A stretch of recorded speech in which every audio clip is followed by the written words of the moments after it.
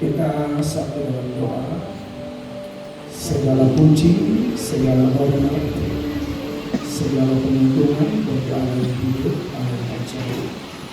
Kami bersyukur untuk kesempatan hari ini. Kami semua ada karena belas kasihan Tuhan. Kami mengaku kami semua orang berdosa, tidak layak, tidak pantas.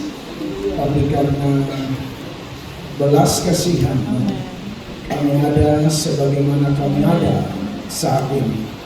Tuhan, sungguh indah bersama semua jemaat milik Kristus di kota Jayapura dan sekitarnya, terkhusus di tempat ini Bapa di surga, jemaat milikmu, biji matamu, dalam penyembalaan hamba-Mu Bapak Pendeta Indra. Tuhan, kami percaya bahwa skenario Tuhan begitu indah, begitu luar biasa, sehingga kami semua bisa berdiri tegak di hadirat Tuhan, menaikkan pujian penyembahan kami, nyanyian di hati kami, bahkan ucapan bibir yang memuliakan nama-Mu. Namun lebih daripada itu ya Allah, kami rindu mempersembahkan seluruh hidup kami sebagai persembahan yang hidup, yang kudus, dan yang berkenan kepada Allah.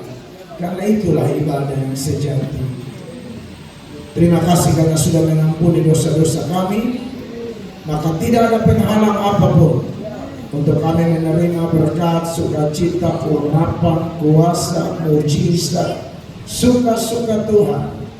Penuhilah kami dengan Roh Kudus sepanjang pemberitaan ini, sehingga tidak ada satupun jemaat-Mu yang pulang dengan kecewa. Sejauh suara hamba dapat didengar, Tuhanlah yang mengurapi setiap huruf kata kalimat, sehingga jatuh di tanah hati yang subur, berakar, berbuah lebat, berbuah manis bagi kemuliaan nama Allah.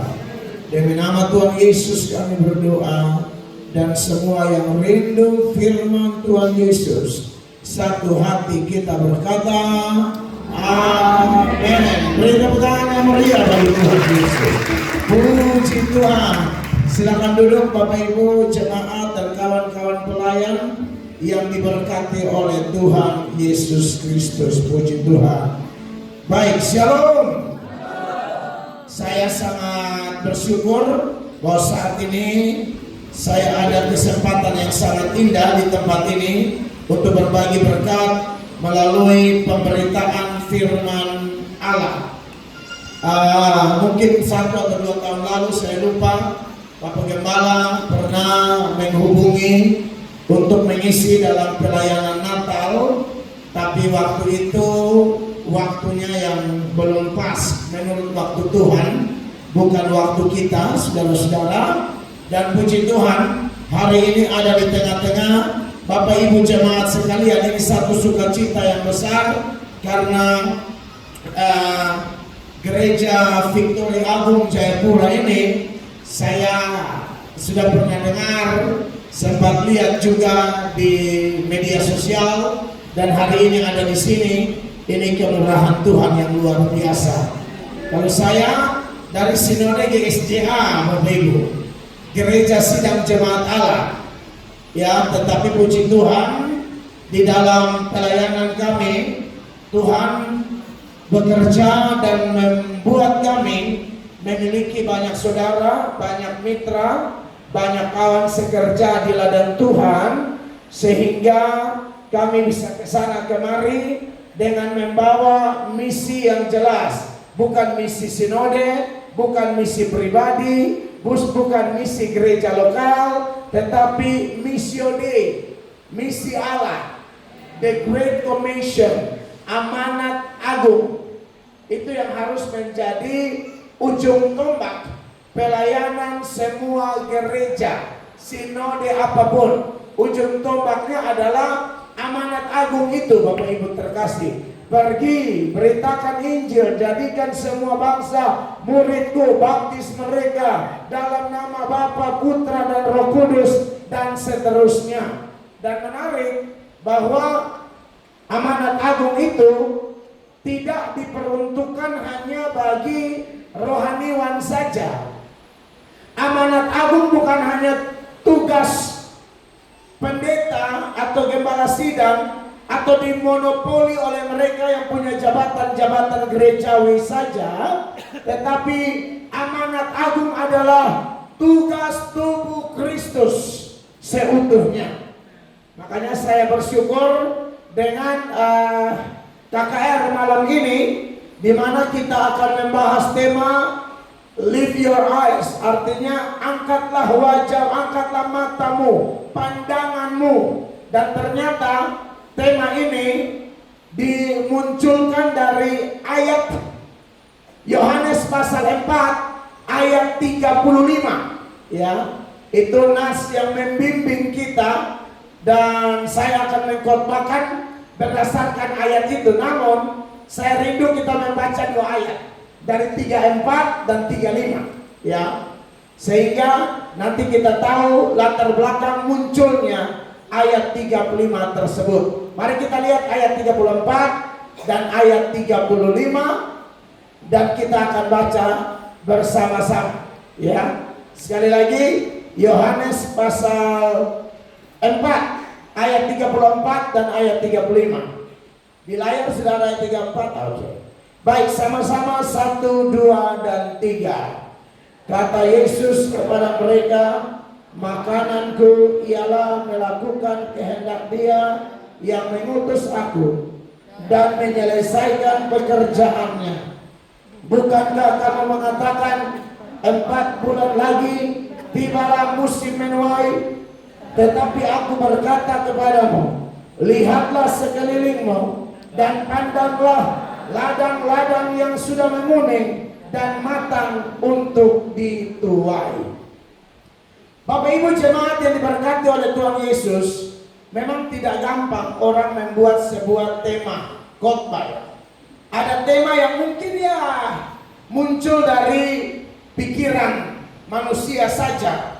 Tapi kalau tema yang model begini, angkatlah matamu, angkatlah pandanganmu, lihatlah tuaian di sekelilingmu yang bersumber dari Yohanes 4 ayat 35 ini memang adalah hati Tuhan. Ini adalah kehendak Tuhan. Ini adalah tujuan Tuhan bagi kita. Ya. Tujuan hidup orang Kristen adalah tujuan Tuhan Yesus. Tujuan Tuhan Yesus harus menjadi tujuan hidup saya dan Bapak Ibu jemaat terkasih. Amin. Nah, ini perlu kita pahami bersama, karena kalau gereja tidak melihat ini sebagai hati Tuhan, maka gereja akan gagal fokus. Gereja akan memiliki pikiran yang bercabang, hati yang bercabang, sehingga tidak fokus lagi kepada hati Tuhan atau tujuan Tuhan. Di mimbar-mimbar gereja, pemberitaan-pemberitaan yang juga tersebar di media sosial, ya kita harus filter baik-baik Bapak Ibu. Kadang-kadang ada khotbah-khotbah yang sebenarnya bukan pemberitaan, tapi lebih ke motivasi-motivasi saja. Nah, kalau hanya motivasi-motivasi Bapak Ibu, kita tidak beda jauh dengan Mario Teguh. Mario Teguh dia juga motivator, dia bukan Kristen, dan dia kalau ngomong banyak orang terpukau dan lain sebagainya. Tapi motivasi-motivasi seperti itu hanya menyentuh emosi sesaat. Tapi pemberitaan Injil yang murni itu menyentuh roh, bukan hanya emosi.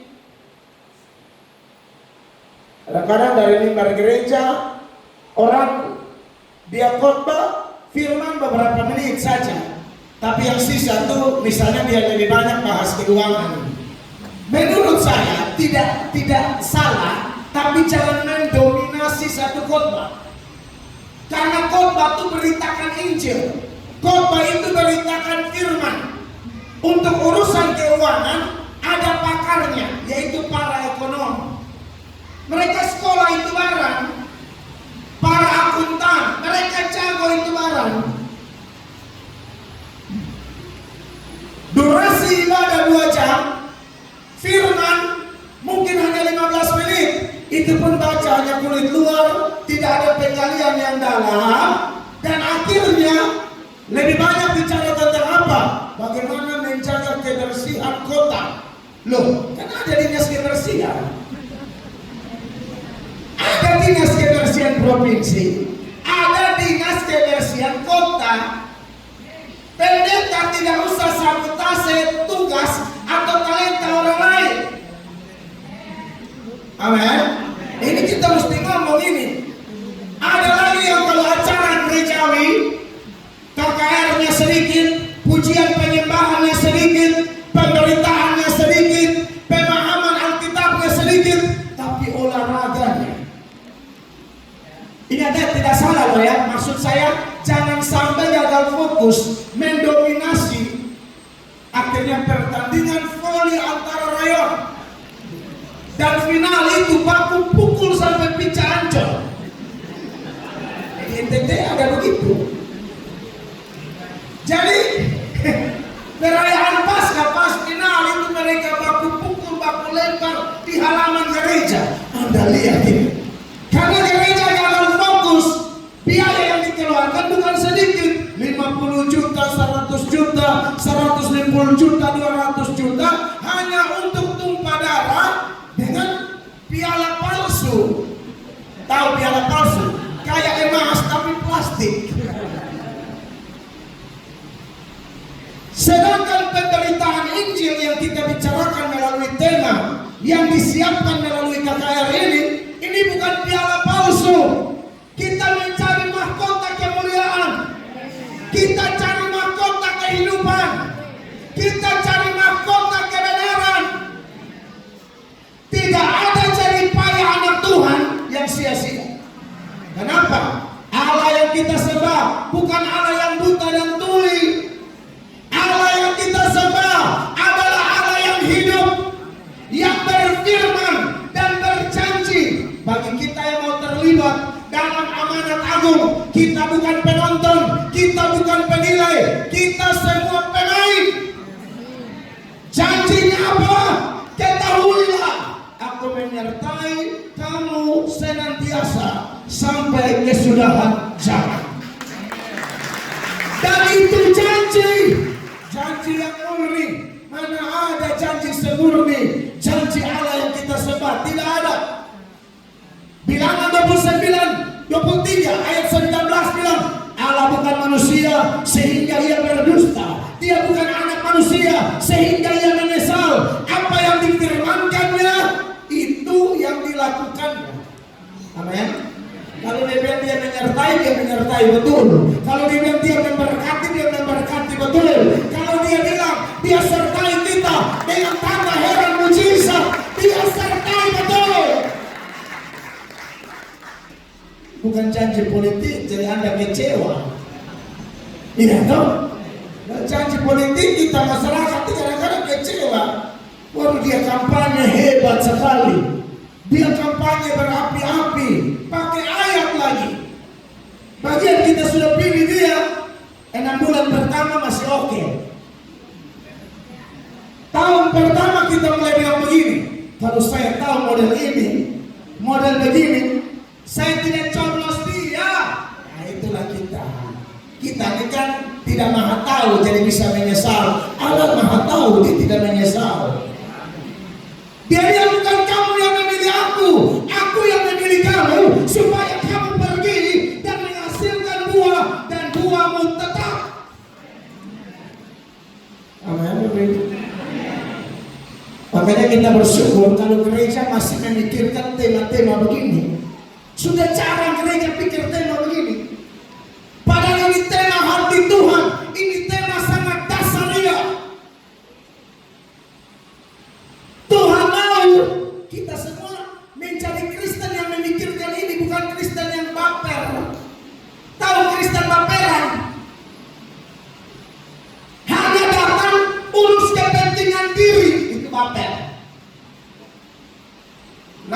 sakit cari Tuhan, lagi dililit utang cari Tuhan, lagi klesa mertua menantu cari Tuhan. Maksud saya begini, ini juga perlu cari Tuhan, perlu. Tapi jangan hanya itu terus. Tema ini sebenarnya tema yang disengaja oleh Tuhan supaya mengupgrade kita, membuat kita memiliki pikiran untuk melompat lebih jauh. Bukan urus diri terus, bukan urus perasaan terus, bukan untuk urus masalah pribadi terus. Allah yang kita sembah mengajarkan kita satu doa. Dia pun nama doa apa Bapak Ibu? Bapa kami, bukan bapamu atau bapakku atau bapak dia, Bapa kami. Amin. Tahu pengertian Bapa kami, bukan bapamu, bapakku atau bapak dia. Maksudnya Tuhan mau bilang sama kita, kita silakan masuk kamar doa, kunci kamar dan berdoa dengan Bapa, tapi kita tidak bisa mengunci Bapa untuk diri sendiri. Silakan berdoa, masuk kamar, kunci kamar dan berdoa dengan Tuhan Yesus, tapi Anda dan saya tidak boleh mengunci Tuhan Yesus hanya untuk diri sendiri. Ada orang kadang-kadang berdoa, ya, untuk orang lain, tapi orang lain yang ada hubungan dengan dia juga. Suamiku, jadi suami tapi ku, istriku, anakku, pergumulannya selalu balik-balik aku. Pernah tidak Anda berdoa buat Pak Prabowo supaya ini MBG ini jalan sesuai Tuhan punya mau? Anda jangan protes-protes saja. Anda doa tidak, Anda boleh bersuara, tapi harus seimbang. Anda juga punya hati mendoakan Pak Presiden.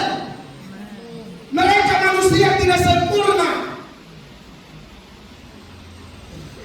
Anda boleh protes Pak Gubernur, Pak Wali Kota, boleh. Kalau mereka tidak sesuai Tuhan, hantam. Tapi jangan lupa doa.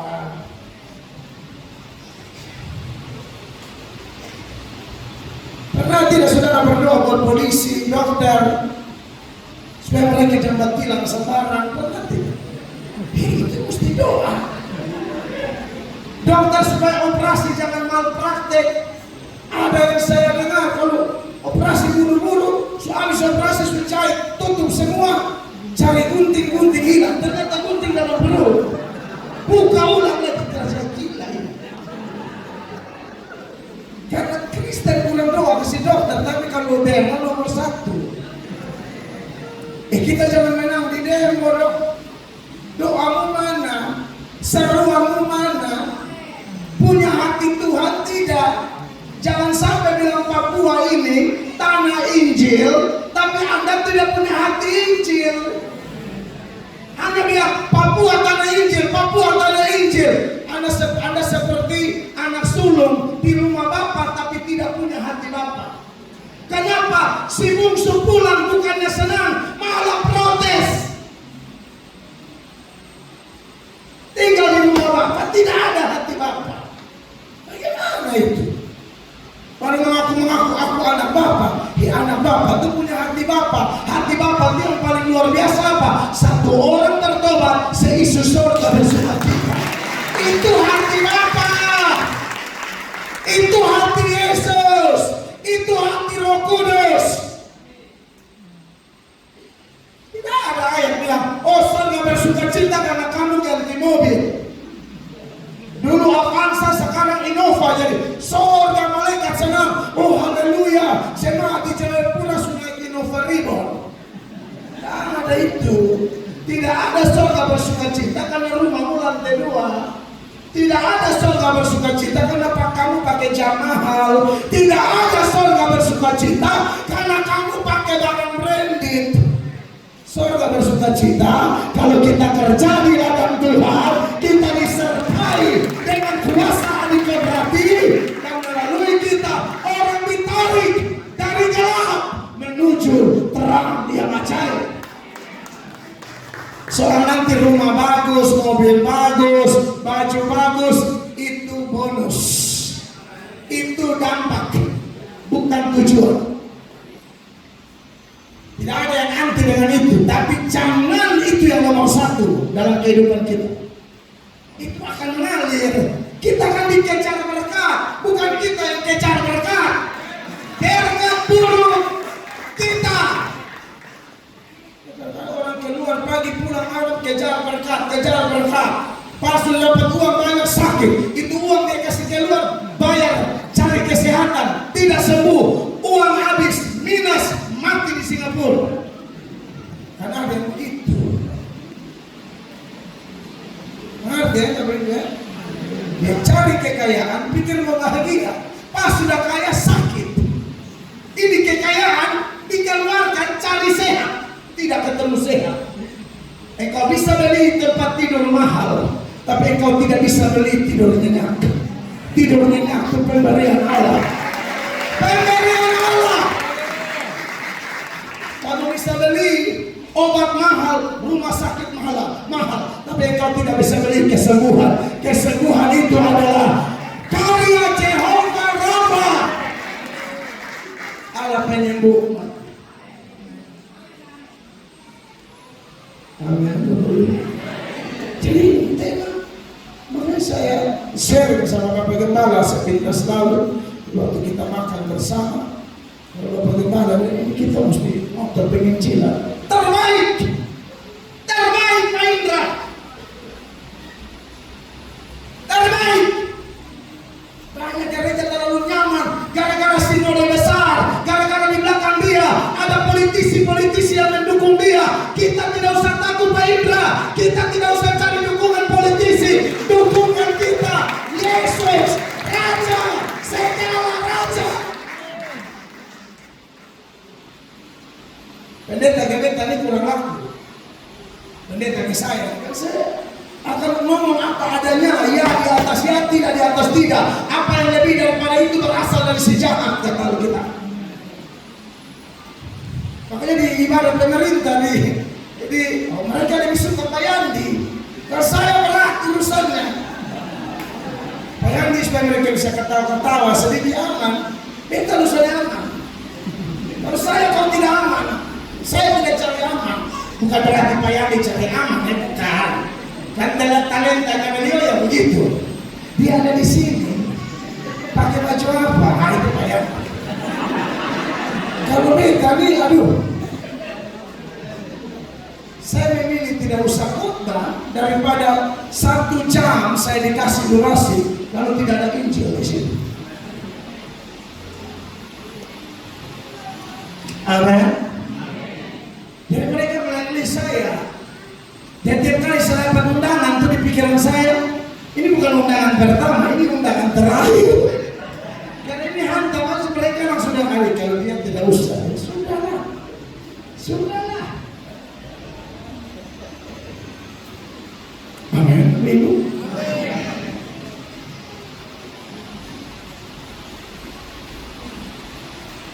Kemarin ibadah raya 2 di tempat kami, Pak Wakil Gubernur bergereja, saya langsung saja pas ada.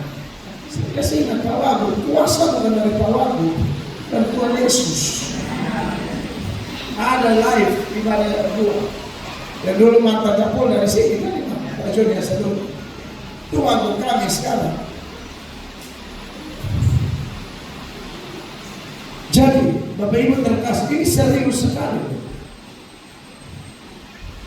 Bukti bahwa ini adalah hati Tuhan. Dan kalau ini hati Tuhan, hal yang pertama yang perlu saya ingatkan kepada jemaat semua, tema ini tidak bisa ditawar-tawar.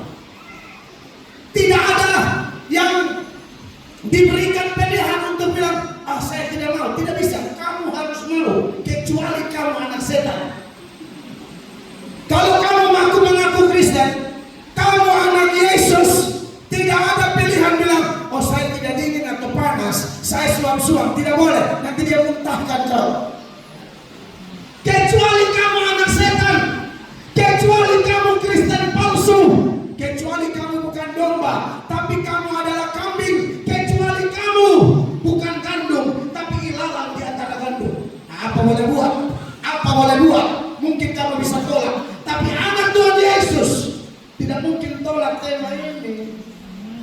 Angkat matamu, angkat pandanganmu, lihat ini Jayapura. Jangan pikir Jayapura baik-baik saja, tidak baik-baik saja. Saya pengkhotbah keliling, jadi saya tahu Jayapura tidak baik-baik saja. Naik jatuh.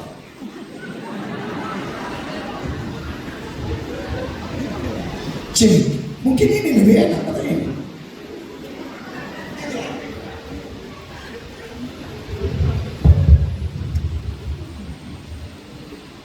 Saudara, jangan tidur. Kerja bagi dia selagi masih siang, akan datang malam, tidak ada orang bisa kerja lagi. Itu Yesus yang ngomong. Yohanes 9 ayat 4. Tunjukkan ayatnya. Nanti istri saya bantu baca, silakan. Mike, cibubunya. Kita harus mengerjakan pekerjaan Dia yang mengutus aku selama masih siang, akan datang malam di mana tidak ada seorang pun yang dapat bekerja.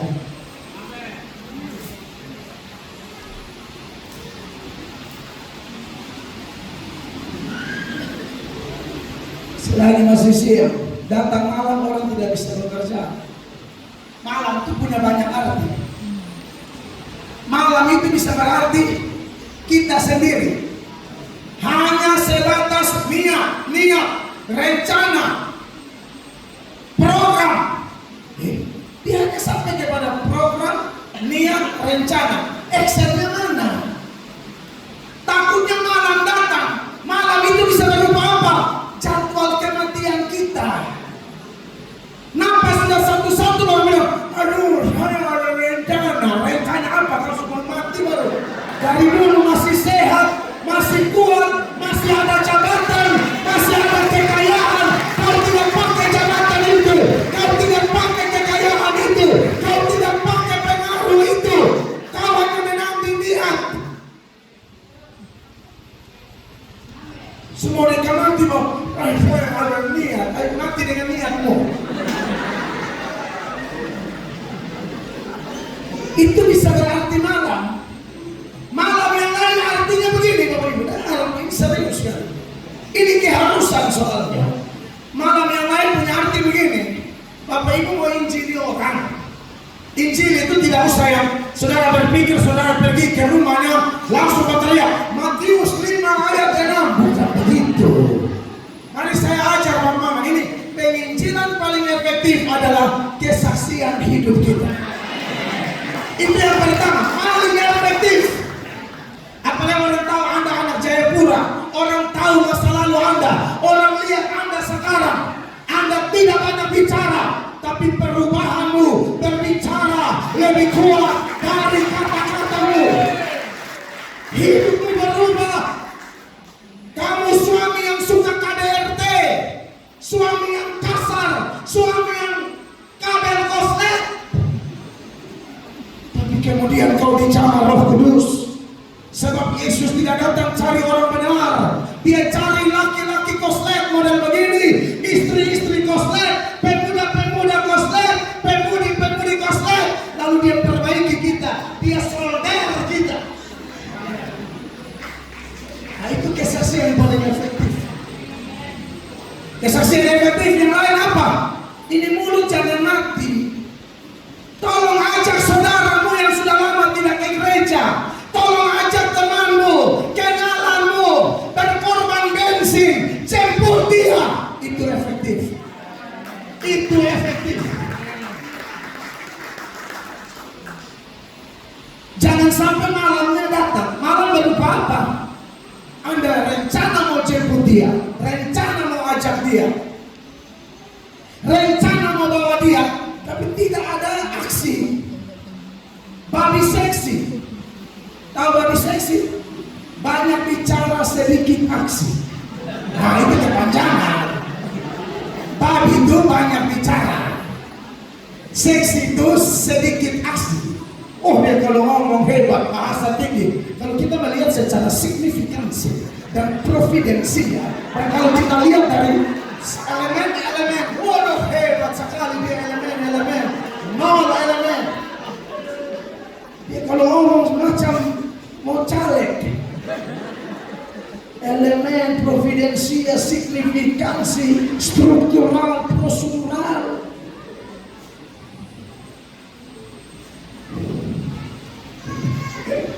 Bami seksi banyak bicara sedikit aksi. NATO, no action talk only.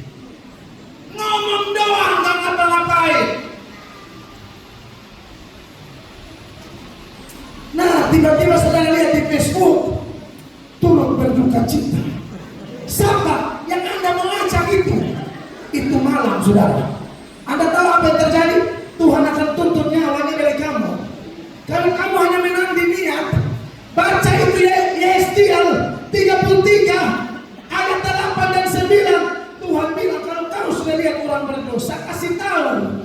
Kalau dia bertobat bagus, dia tidak bertobat dia punya urusan. Tapi kamu sudah menyelamatkan nyawamu. Tolong bacain ayat. Kalau aku berfirman kepada orang jahat, hai orang jahat, engkau pasti mati, dan engkau tidak berkata apa-apa untuk memperingatkan orang jahat itu supaya bertobat dari hidupnya. Sudah lihat ini ayat? Orang jahat itu akan mati dalam kesalahannya, tetapi aku akan menuntut pertanggungan jawab atas nyawanya daripadamu. Kamu kan sudah lihat toh, mau ajak dia toh, tiba-tiba di foto di Facebook turut berduka cita pakai dasi rapi, nah habis dah. Rencana saja, rencana saja. Bekerja selagi masih siang, maka datang malam susah. Lain hal kalau kita sudah khotbah, kita sudah ajak, kita sudah bersaksi dia tidak mau, ya apa boleh buat, derita dia. Tapi kita sudah cari aman dengan surga. Jangan cari aman dengan dia, cari aman dengan Tuhan Allah.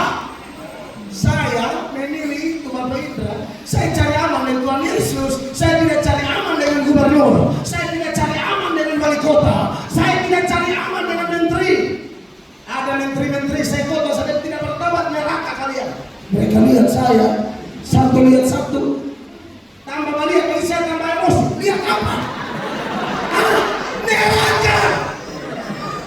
Orang-orang mereka mau kuliah, mereka lihat apa? Kas tunjuk ayat, pengarang ayat kas tunjuk. Betul atau tidak? Betul. Tahu sama kuliah. Orang-orang neraka kalau lihat-lihat bilang pendeta gila, kan lu yang gila. Kau hidup tersesat, saya datang berteriak supaya kau selamat. Kau bilang saya gila, lu yang gila.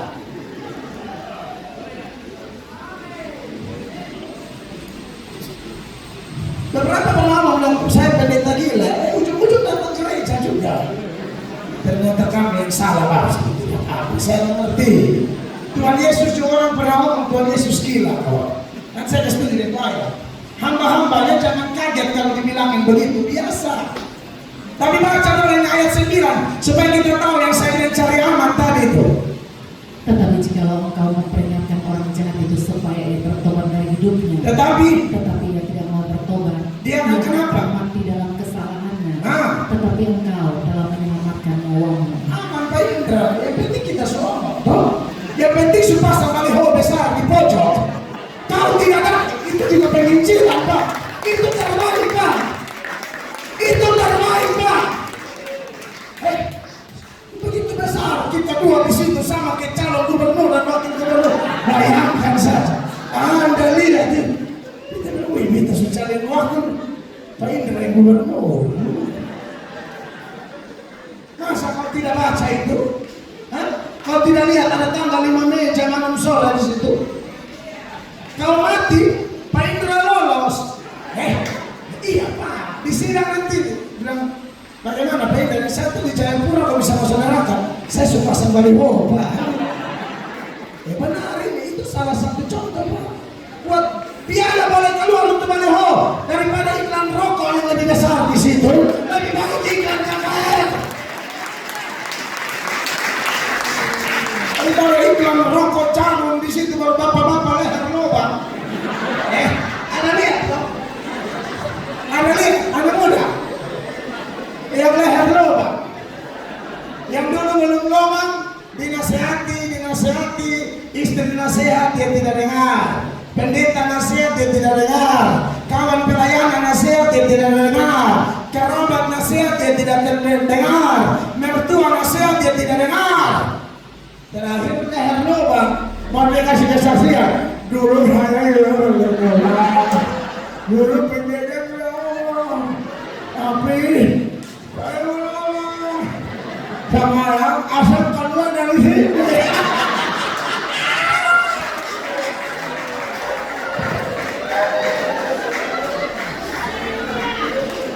Oh iya dong, yang penting sudah kasih tahu. Kasih tahu.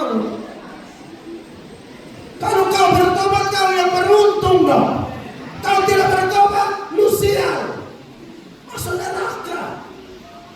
Omong sekarang tak usah putar-putar, langsung hentam. Terlalu putar-putar bikin maka waktu.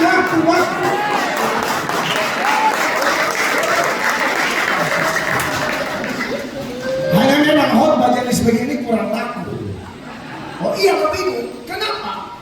Karena definisi malam, salah satunya ini Pak Ibu. Akan ada saatnya di mana Paulus bilang kepada Timotius, orang tidak mau mendengar ajaran sehat lagi.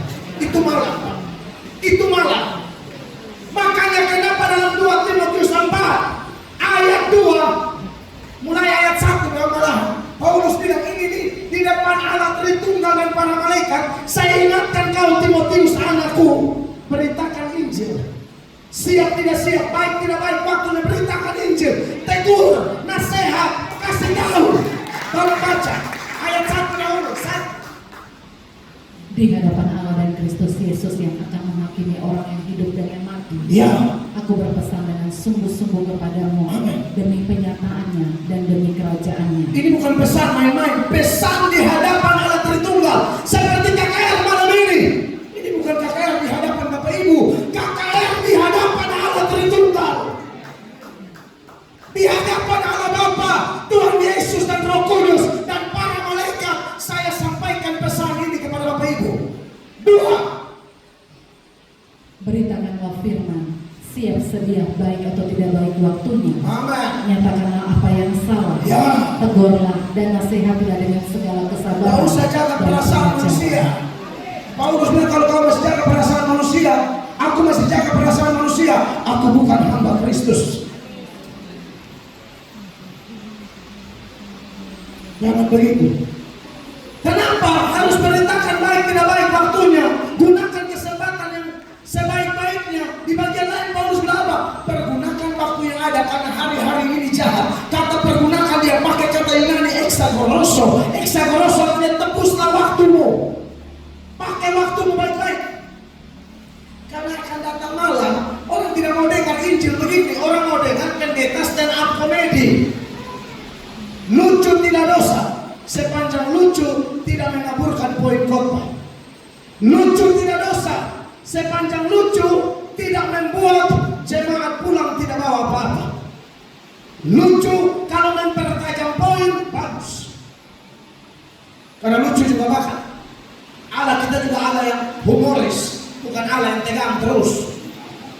Makanya ada ayat yang bersuka cita Tuhan itu relax juga. Tapi relax kudus, bukan relax kompromi. Ayat 3. Karena akan datang waktunya orang tidak dapat lagi menerima ajaran sehat. Ya. Tetapi mereka akan mengumpulkan guru-guru menurut kehendaknya untuk memuaskan keinginan. Iya, orang sudah tidak mau dengar firman kayak begini. Orang tidak mau lagi mendengar teguran. Mereka mau mendengar hanya berkat. Allah yang kita sembah itu Allah yang lengkap. Berkat dia omong, kutuk juga dia omong. Jalan keluar dia omong, tantangan juga dia ngomong. Makanya syarat ikut Yesus dari awal tidak ada yang sudah ikutlah aku supaya kamu jadi bos-bos. Tidak ada. Mau ikut aku, menyangkal diri, pikul salib. Tahu definisi pikul salib Bapak Ibu? Tahu definisi pikul salib?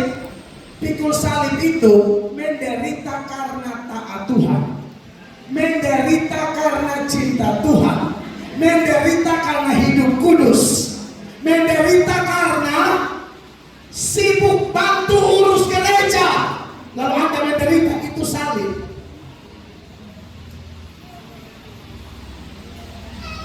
Kalau isap rokok kayak leher lubang tadi bukan salib.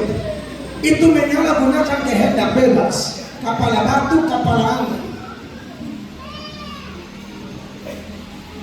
Kalau ada ibu-ibu menginjil lalu orang subur ludah, itu salib.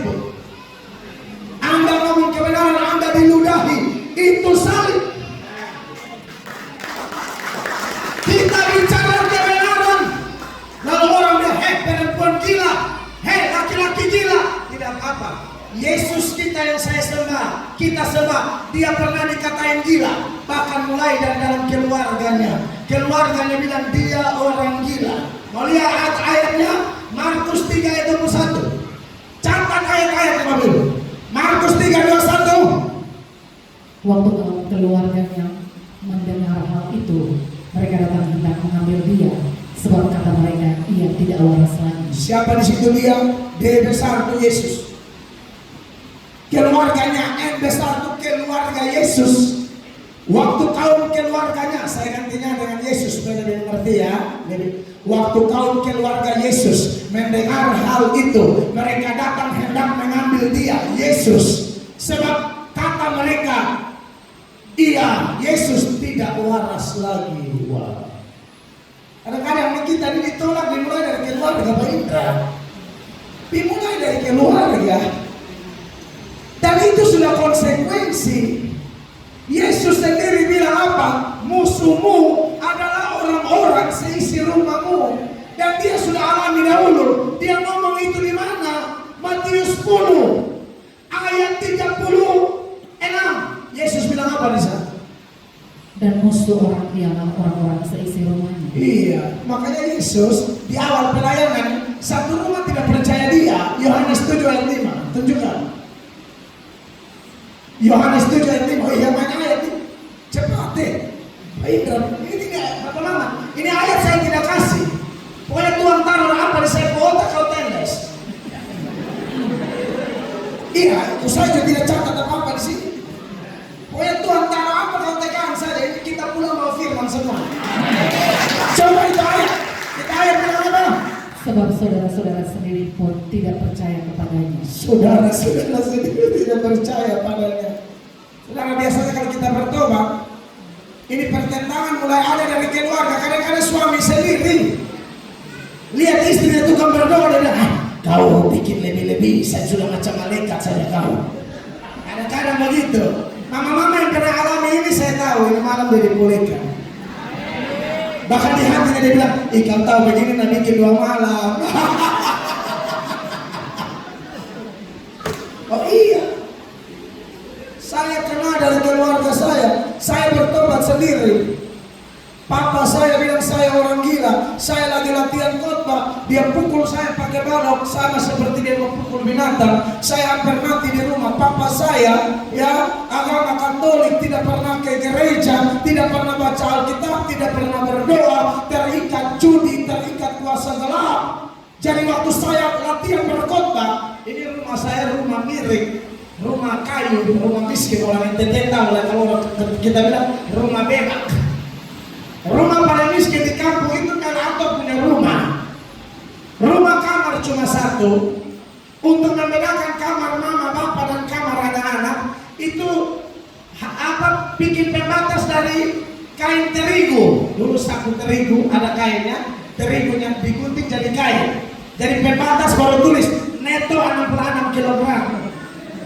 Kan ada di saku terigu neto 66 kg. Tidak ada keramik begini, tanah berbatuan. Nah, saya ada tiang di rumah rel di Solo. Saya ini cita-cita jadi pengkhotbah toh. Jadi kalau lihat pendeta dulu, pendeta Gilbert, pendeta Yakob Nahuai, mereka khotbah, nanti pulang saya sudah tiang khotbah. Papa saya datang hantam saya hampir mati. Tapi waktu dia mau mati, dia pesan saya, Mel yang kubur bapak yang siapa. Saya peluk dia, saya cium dia. Dia bilang, Mel, minta maaf, bapak pernah siksa Mel. Tidak apa-apa. Papa tetap beta punya papa. Dia menangis saja. Siksa saya kayak binatang hanya gara-gara saya ikut Yesus. Hanya gara-gara saya bilang stop percaya Allah. Hanya gara-gara saya bilang stop bawa uang judi ke rumah ini. Sudah miskin lagi, penjudi lagi. Dan itu membuat rumah tangga kami tambah rusak. Orang tertentu untuk mengenali gereja dengan istilah napas nikmat. Natal, Paskah, nikah, mati. Itu napas nikmat, punya kepanjangan. Natal, Paskah, nikah, mati. Mau Natal boleh tahu ada gereja, mau Paskah boleh tahu ada mau gereja, mau nikah boleh nikah studi di muka bodoh di belakang situ, ya. Mau nikah mati boleh utus keluarga. Kau tahu di bapak dari mana?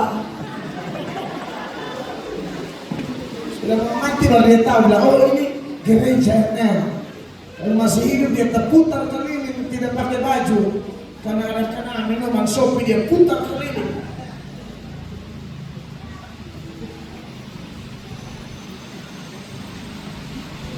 Keluarga saya alami itu. Jadi saya bukan hanya memang Tuhan Yesus Tuhan yang hebat. Dia tidak muluk-muluk, dia tidak bermulut manis. Dia buka di depan, ikut saya pikul salib. Mau?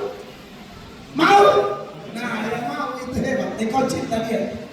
Dia tidak di belakang-belakang. Dari awal dia bilang, ikut Yesus Kristus, pikul salib. Siap? Itu. Kalau pikul salib, ingat. Orang pernah bilang Tuhan kita gila. Yohanes pasal 10 ayat 20, Tuhan Yesus lagi khotbah. Orang-orang bilang begini Bapak Ibu, perhatikan Yohanes 10:20. Ia kerasukan setan dan gila. Mengapa kamu mendengarkan dia? Orang ngomong begitu di Tuhan kita. Jadi Bapak Ibu jangan baper di gereja. Gesekkan di gereja demi kebaikan itu bagus. Besi menajamkan besi, orang menajamkan sesama. Jangan tersinggung sedikit jadi ikut loncat. Itu bukan salib kalau mau tersinggung. Kalau pikul itu rumput, bukan salib, rumput. Singgung sekali. Biasa kalau gembalamu keras karena dia bercakap-cakap atas jiwamu. Itu gembala jujur. Daripada kau selalu juga dia munafik gembala palsu itu. Dia kalau ngomong demi kebaikan dia sayang. Itu gembala benar. Jangan cepat-cepat baperan. Saudara yang sudah tua di gereja, nah itu tidak boleh baper. Kecuali yang terlalu prinsip ya apa boleh buat. Tapi kalau hanya ini gesekan biasa saja. Karena mau kalian di gereja seluruh dunia tidak ada gereja sempurna. Yang sempurna itu gembala agung. Dia bernama Yesus Kristus. Kalau gembala kecil bernama Melato, Pak Indra Kerubaba dan lain-lain, itu gembala kecil. Gembala kecil ini mengurus domba-domba milik gembala agung. Makanya dia bilang sama Petrus, apakah engkau mengasihi aku 3 kali? Lalu 3 kali dia bilang apa? Gembalakan domba-dombaku, bukan dombamu. Tidak ada domba Petrus, tidak ada domba Paulus. Dan kalau mau jujur, tidak ada domba GKI, tidak ada domba GSCA, tidak ada domba GBI, tidak ada domba di sini, domba di sana pun.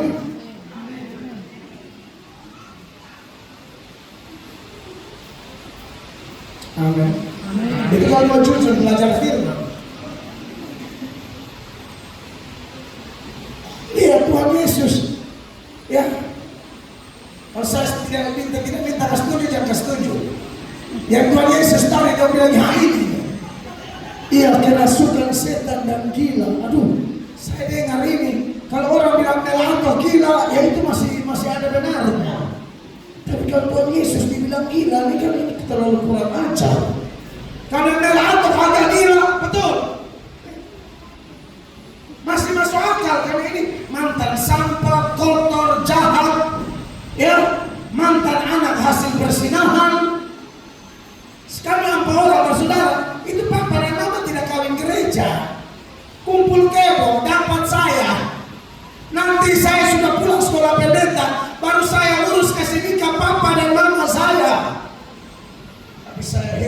Tuhan Yesus mau pilih sampah begini untuk kepentingannya. Tuhan hebat, Tuhan dahsyat, Tuhan luar biasa. Dia tidak datang cari orang benar. Saya tidak malu cerita di mana-mana. Memang fakta begitu. Fakta begitu. Anu hasil persinahan. Makanya rumah terkutuk model begitu. Sudah hasil persinahan tidak ada doa. Bapak Katolik, Mama Protestan. Jadi anu bingung, kami bingung, bertumbuh dalam kebingungan. Doa Katolik rumah terbuka, doa Protestan, ibadah Protestan rumah terbuka, penjudi datang main judi rumah terbuka. Ini rumah terbuka, rumah segala bangsa.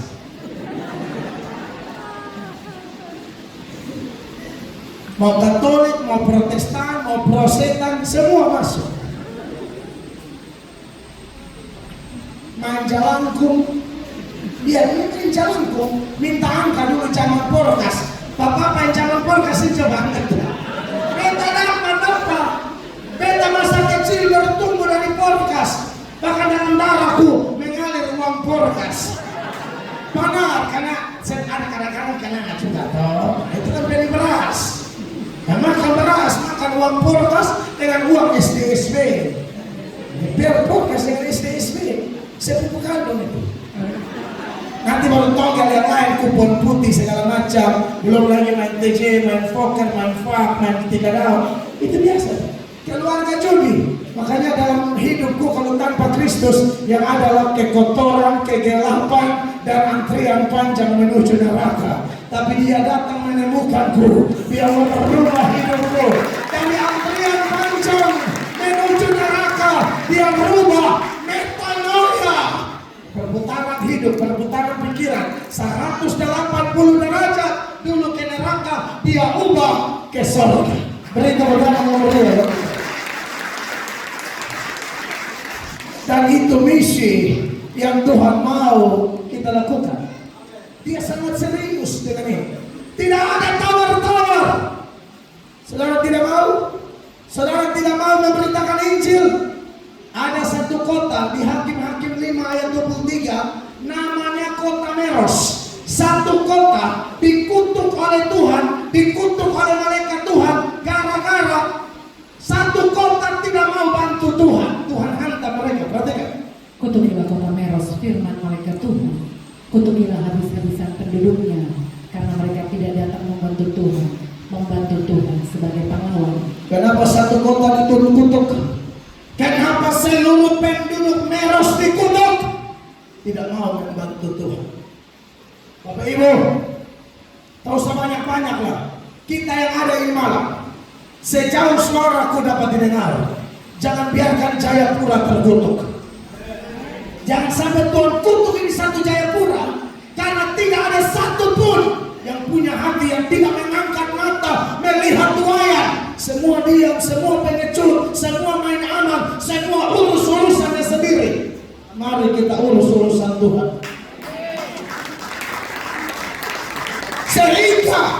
Sehingga dengar Bapak. Walaupun Tuhan sudah lihat kasih hancur, misalnya Jayapura kah, Kupang kah, Jakarta kah, Bandung kah, mana kah, tapi karena Tuhan lihat ada orang-orang yang punya hati, gara-gara kita Dia tunda menghukum. Ya sebenarnya kan Sodom dan Gomora Tuhan mau hukum. Abraham lobi-lobi, Tuhan bagaimana kalau ada 50? Kalau ada 50 orang benar di Sodom, saya tidak hancurkan Sodom. Abraham turun sampai 40, 30, sampai 10, tidak ada. Nah, kalau kita di sini kan lebih dari 100, 200. Kalau kita bertobat, Tuhan perhitungkan kita, Tuhan akan selamat di Jayapura. Gara-gara kita, bapak-bapak, ibu-ibu, pemuda-pemudi, kita serahkan diri dan berkata seperti Yesaya, ini aku, utuslah aku. Ini pekerjaan serius. Makanya hamba yang dikasih 5 talenta, Tuhan kembali total jadi 10. Yang 2 jadi 4. Dua-dua dapat pujian yang sama. Tuhan bilang apa? Marilah, turutlah dalam kebahagiaan Tuhanmu. Baik sekali perbuatanmu, hambaku yang setia. Tapi yang dapat satu, dia kubur, dia tidak ngapa-ngapain, protesnya banyak, kerjanya sedikit. Dan Anda tahu apa yang Tuhan lakukan kepada hamba pemalas ini? Jangan ada kita yang malas ya. Bapak Ibu, ini tema misi banget nih. Saudara jangan tarik nafas Allah, makan berkat dari Allah, injak tanah di mana Tuhan Allah pun tanah, kalau Anda tidak ngapa-ngapain. Itu hamba yang pemalas itu, ya. Tuhan tegur keras dia. Malas itu dosa dan malas itu jahat. Makanya kepada hamba yang kubur talenta, alias tidak melayani, alias tidak melipat gandakan talenta yang Tuhan beri kepada dia. Apa itu talenta? Talenta itu begini Bapak Ibu. Secara alkitabiah, talenta adalah segala sesuatu yang Allah berikan kepada kita, kita pakai kembali untuk kemuliaannya. Itu talenta. Jadi tenaga, waktu, jabatan, kesehatan, latar belakang pendidikan, kekuatan, pengaruh, kemampuan berkhotbah, bernyanyi, multimedia, musik, pokoknya semua yang Tuhan kasih pakai untuk Tuhan. Ingat, kita datang telanjang, mati telanjang, lahir tidak bawa apa-apa, mati tidak bawa apa-apa. Kita punya apa-apa, itu Tuhan punya. Yang setuju tepuk tangan dulu ya. Supaya jangan merasa bahwa kita punya apa-apa, kita nol. Kita nol. Nah, kalau Yesus kasih apa-apa, pakai itu apa-apa untuk kemuliaan. Diberkatilah pejabat. Kalau Anda di sini saya tidak kenal soal. Diberkatilah Anda dengan jabatanmu, Anda menginjil. Mimbarmu di kantormu itu. Kalau Anda polisi, mimbarmu di kantor polisi. Anda dokter, mimbarmu di rumah sakit. Anda pengusaha, mimbarmu di bisnismu. Amin. Saudara semua dari pendeta, saya dan Pak Indra kerja apa? Jadi lebih baik. Oh iya dong.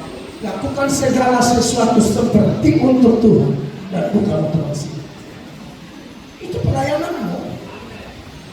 Di gereja Tuhan yang saya gembalakan Pak Indra dan jemaat, itu ibadah satu kali tidak tampung, bobol gereja ibadah dua kali tidak tampung, bongkar gereja total, bangun gedung baru, ibadah 3 kali full, macet total, sampai sekarang mesti ada sewa tanah di depan gereja.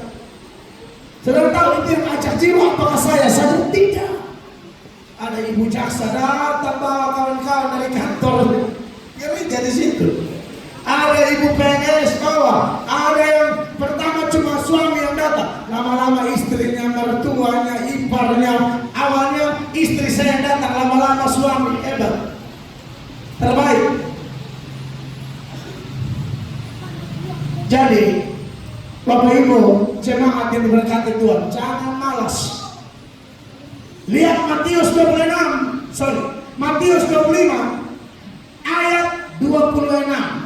Ini teguran keras kepada orang yang tidak melayani, yang diwakilkan oleh hamba pemalas dan hamba jahat yang tidak bekerja untuk Tuhan, tapi protesnya banyak sekali.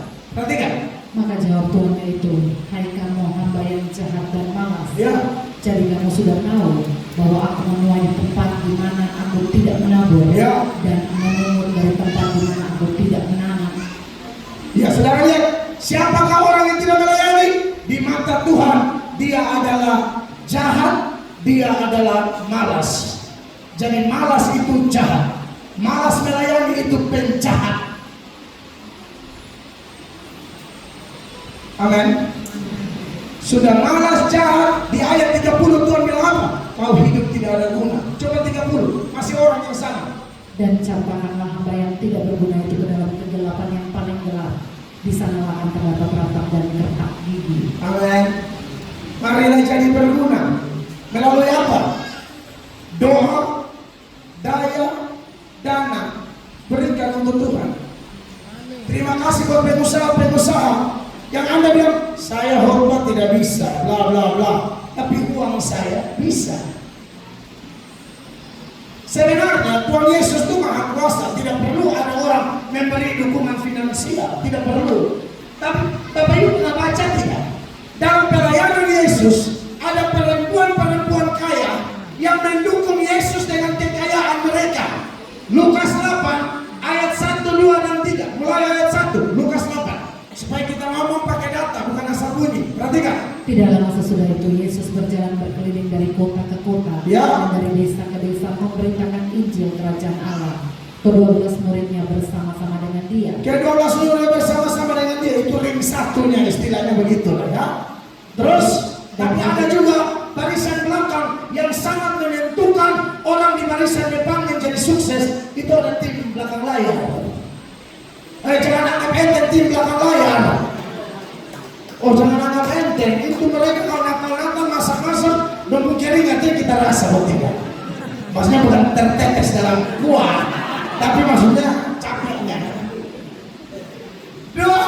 Dan juga beberapa orang perempuan yang telah disembuhkan dari roh-roh jahat atau berbagai penyakit, yaitu Maria yang disebut Magdalena yang telah dibebaskan dari 7 roh jahat. 3.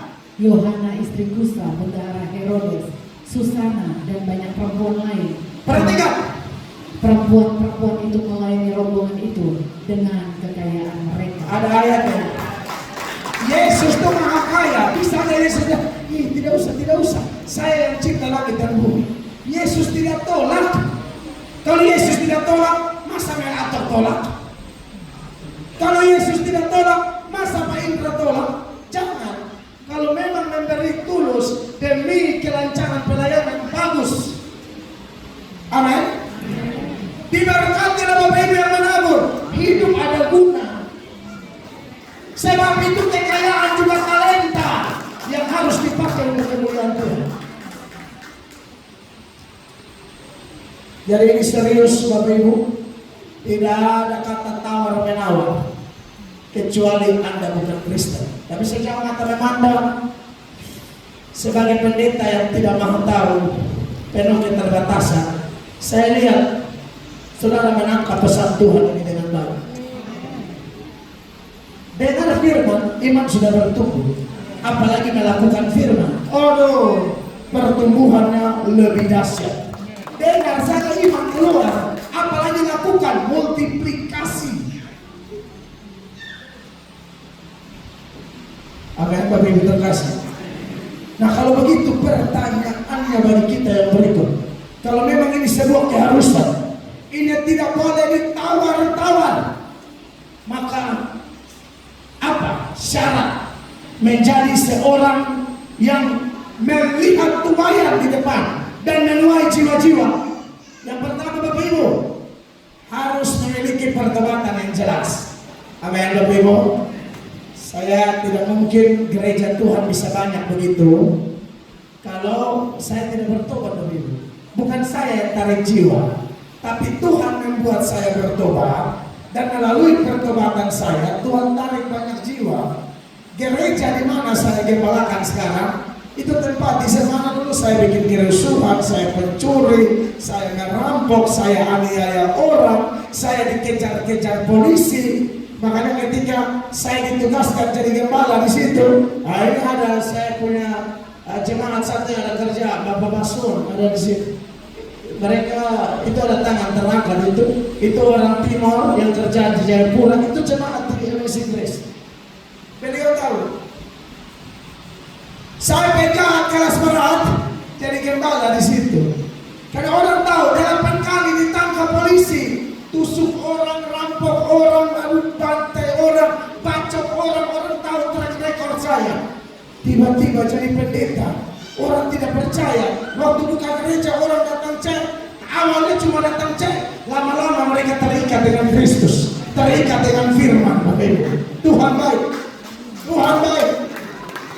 Makanya di gereja yang kami gembalakan, saya taruh di situ tempel tulisan bengkel orang berdosa. Karena bagi saya gereja bukan kumpulan para malaikat.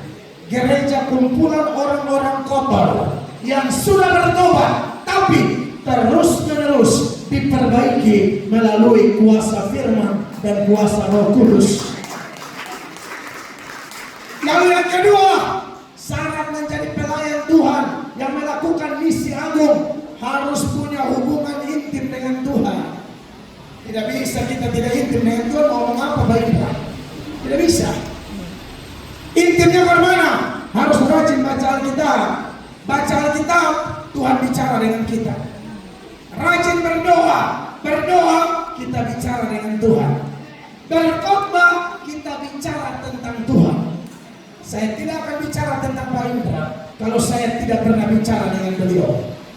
Saya pernah dengar beliau, beliau pernah dengar saya. Jadi saya ngomong tentang beliau, jujur.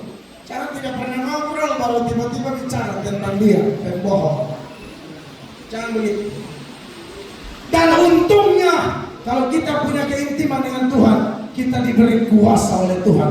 Ini pelayanan, peperangan kita bukan melawan darah dan daging, roh-roh jahat. Jadi harus disertai oleh kuasa Allah yang Maha Tinggi. Amin. Yang berikut, harus punya hubungan yang baik dengan tetangga. Bapak Ibu, kadang-kadang kita mau menginjil tapi kita tidak tahu tegur sapa, kita sombong rohani. Alkitab bilang hiduplah dalam perdamaian dengan semua orang. Saya belum tahu terlalu banyak tentang gereja ini Pak Indra. Tapi ada gereja GBI di Makassar Pak. Itu gereja Pak. Ada beberapa bulan mereka kerja bakti membersihkan kota Pak. Membersihkan lingkungan. Di mana? Jadi itu orang-orang Islam, orang-orang agama lain sayang sekali gereja ini. Dan ada beberapa yang bertobat gara-gara model begitu. Di Bogor juga ada gereja yang begitu. Mereka dampak bagi kota mereka. Saya harap gereja-gereja di Jayapura, termasuk gereja ini, berdampak bagi kota. Amin. Dan saya yakin Tuhan yang akan membantu kita untuk memenangkan jiwa-jiwa. Saya selesai, kiranya khotbah ini memberkati kita semua. Beri tepuk yang mulia bagi Tuhan Yesus. Mari kita berdiri bersama-sama Bapak Ibu. Para petugas ada di depan. Tuhan baik, Tuhan luar biasa.